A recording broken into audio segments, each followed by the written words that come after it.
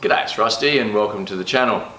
Today we're going to be making an upgrade to the plasma cutting table that I guess 4 years ago when I built the table, and gee, time has flown, it's 4 years. 4 years ago when I built the table, I went with ball screws, and I went with a 1605 ball screw, which is a 16mm diameter, 5mm pitch. So for one revolution of the ball screw, the ball nut moves 5mm. And I've got a ball screw on each side of the y-axis so it drives together, and there's a ball screw across the top that drives the z-axis across on the x-plane, but then the z itself is a separate unit that makes the torch go up and down. So these ball screws are driven by a NEMA 23 stepper motor, and that just means that it's a 425 inch-ounce torque or 3 Newton meters of torque to drive that ball screw. And what I didn't know at the time, and I've sort of come to learn recently, is that the NEMA 23 stepper motor has a recommended speed range of 100 to 500 RPM and a maximum RPM of 1000. So let's put that in context with my ball screws. If my cut chart wants me to run the torch at a speed of 5 meters a minute or 5,000 millimeters a minute, that means that my ball screw for one revolution moves the nut 5 mil. To move 5,000 millimeters in a minute, the motor's got to do 1000 RPM, which is actually its maximum rated speed. And if I'm trying to get it to run in that 100 to 500 RPM range at a 5mm pitch on the ball screw, the maximum speed that ball screw should be doing is 2500 millimeters a minute or 2.5 meters a minute. Now my cut charts for thicker material bring the speed down, but for thin material the speeds are quite high in the 5, 6, 7,000 millimeters a minute. The only way I can get that speed down is to turn the amps down. So the upgrade today is we're going to take the 1605 ball screws off and put a 1610 ball screw. Now they're the same length, they're 1500 millimeters, the same drive end, it's got an 8mm end on it, which is the coupling size which matches the drive shaft out of the stepper motor, and it's got new bearing mounts. There's a bearing block at the far end and at the drive end. I'll put new ones of those on, they'll all be the same as what's coming off it, but these are 4 years old. And what I've got to do is remove the brackets that support the ball nut onto the gantry to move it up and down, and also the one across the top. So there's a little bit of mucking around to get it all apart and get the old ones out, the new ones in. I'll just show you what's in the kit that I bought recently for this upgrade. So in the kit I bought 3 of these ball screws, and this is the drive end, and that's the bearing surface, and there's a lock nut on there, and that's where the coupling goes between here and the stepper motor. So this pitch is 10mm, so for one revolution of the ball nut, the nut moves 10mm. So there's 3 of those.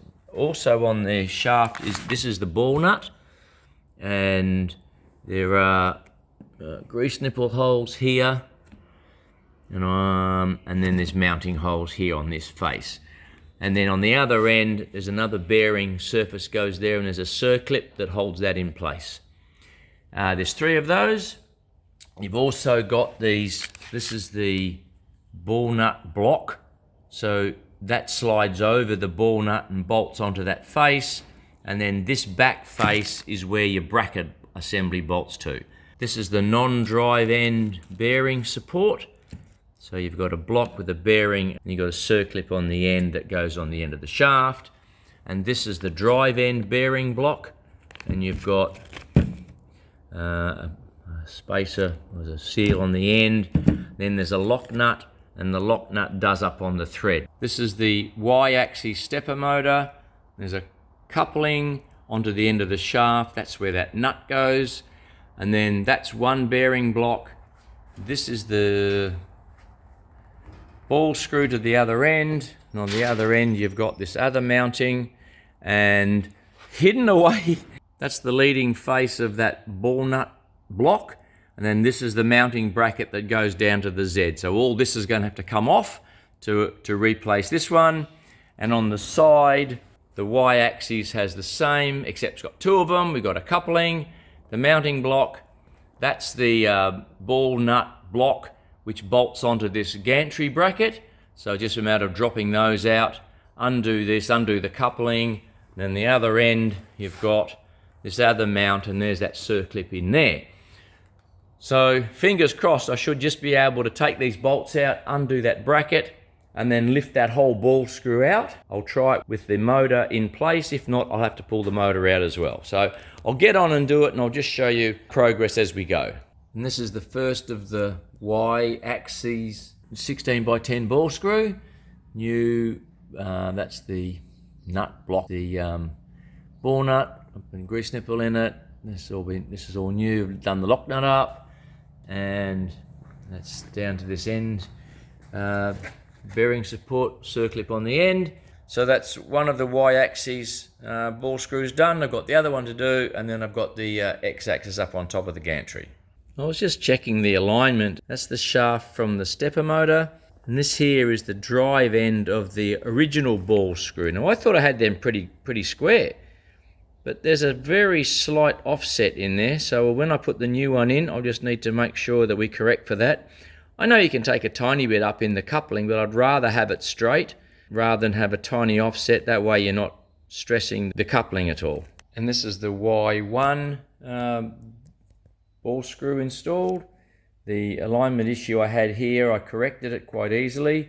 Didn't have to move this motor back a tiny bit, but the slots in this bracket allowed me to move it, no problem. Yeah, a new mounting block, and same on the other end. So that's two down. I turn my attention now to the X-axis. I've taken the Z-axis off. I've unbolted off this flange. This allows me now access to these bolts that hold the bracket onto the ball nut up here. So a little bit of fiddly bits, but I'll get all that off and we can remove that X-axis ball screw. And this is the X-axis. We use the same coupling, new bearing block, and this is the 16 by 10 ball screw and bearing mount in there. And I've repositioned all the mounts, put the Z-axis back on, and that completes the mechanical side of things. Okay, now that we've replaced the 1605 ball screws with the 1610 ball screws, that's the mechanical side of things done. We've got three things to do on the electronic side of things.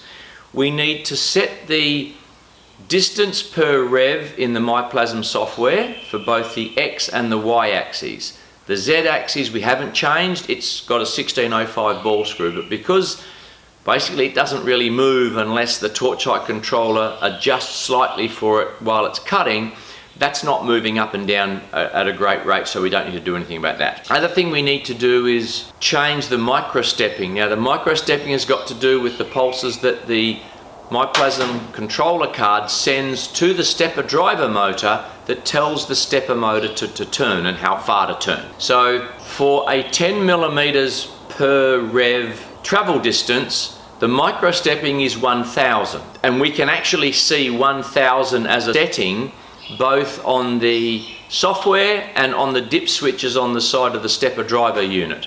So what we need to do is check the chart on the side of the stepper driver, and it'll give you the dip switch positions for 1000 micro steps, and then in the software it's just as easy as clicking the drop down window, selecting the correct micro stepping. In this case we know we can see 1000 in there, so we select that, and that's all we need to do. And then when you move it, the software knows how far you want to travel, it knows how far to move the gantry, and then that's the last thing we need to do. So two of the things we can do on the computer, one of them we need to actually physically do inside the cabinet, and I'll do that first, and I'll show you what the stepper dip switches show, and I'll show you how we set those. So this is my electrical cabinet. That's the MyPlasm CNC controller. That's the plasma interface unit. This is the Myomic Pro that looks after the ohmic sensor sensitivity. Now these are the Y1, Y2, X and Z stepper driver units. If I come around the side, you can see that it's a DM556Y. Along the top it gives you the current settings and the relative dip switch positions. We're not going to touch switches 1, 2 and 3. Switch 4 relates to what the current does when it's idling. What we need to concentrate on is this micro-stepping value of 1000. We need the switches to be, so switch 5 is on, 6 is on, 7 is on, 8 is off. Now if we come around here to the front, the switch push down is on. So these are switches 1 to 8. So at the moment you can see we're worried about switches 5, 6, 7 and 8. At the moment 5 is off, 6, 7 and 8 is on. Well, if you remember, we need 5 is on. Can't get his finger in here. That's on. So 5 is on, 6 is on, 7 is on, 8 needs to be off. Okay, so now we've got 5, 6, 7 is on, 8 is off. And what I'll do is I'll just go through and do the others, and then that'll be that part of this process completed. So I've opened up my Plasm. We need to go over here to this gear icon, which is the configuration data. So we open up the machine tab. Down here you can see it says X-axis move per motor rev in millimeters. Currently it's 5 because that's what the 1605 ball screw was configured for. I need to change that to 10. And I also need to go to the Y-axis and change that to 10. So that is correct now. And if I go to the electronics tab, you can see here straight away these have gone red because this is the micro stepping from the previous selection. And the previous selection was 5 millimeters, was actually 500. The closest I could have was 400. So if I use the drop down arrow recommended here, I should be able to scroll down there, and there is 1000. So if I click the 1000, that's gone green, which indicates to me that's in the correct setting, and I'll do the same for Y. Now the Y is also 1000. Now we're happy because all our little indicators are green, so I can close that. Now it's saying here the Z axis is not referenced. We never touch the Z. We shouldn't need to do that, but all I haven't done is I will need to home this table. I haven't homed it, so it doesn't know where it is yet on the table, and I'll do that first before we actually move it and see how it responds. So that's now the electronics side of the changes that we've made. I won't see any difference. When I ask the table to run at 4,000 millimeters a minute, it's still going to move at 4,000 millimeters a minute. All it means is at 10 millimeters per rev, the motor's only doing 400 revs instead of 800. So I've got it well within that 100 to 500 RPM recommended speed range, and at a maximum of 1,000, that means this table can run at 10 meters or 10,000 millimeters a minute. I won't run the table that fast, but it means that it is capable of doing it, and I'm not going to be unduly over revving the motors, although I don't need to go that quick. When I built the table, it was a case of you don't know what you don't know, and when I looked at drive options, and you could have a discussion all day about what's the best drive option for a plasma table. You know, a lot of people recommend rack and pinion, other people say you can use a belt drive. There are people who don't like ball screws, but I'm happy with what I've got on my table. I'm happy that they work well for me. I'm not a production shop. This table doesn't run 8 hours a day every day. I do make a lot of parts. And I think if it was a production table, you might want to go a bit quicker and stuff. But for what I'm doing, it suits my purpose, and that's why I've gone with the drive system I've got. So as I said before, I don't expect to see any change in the way the table operates. I'm happy that I've done the upgrade, so I'm not over revving those stepper motors. So if you liked the video, a thumbs up would be appreciated. If you'd like to subscribe to the channel, the subscribe button is down here. And if you are interested in the plasma table build series, if I can put a link up here to the playlist, I will. If not, I'll put it in the description below, but there's a 7-part series on how I actually built the table. If there's something you don't like about the video and you give it a thumbs down, I would appreciate you writing in the comments what it was you don't like, because I'm always trying to make better content. If you'd like to support the channel, there's a link in the description below to buy me a coffee. I certainly appreciate all the support I've been getting, and it really does help the channel. So that's it for this video, and I look forward to seeing you in the next one.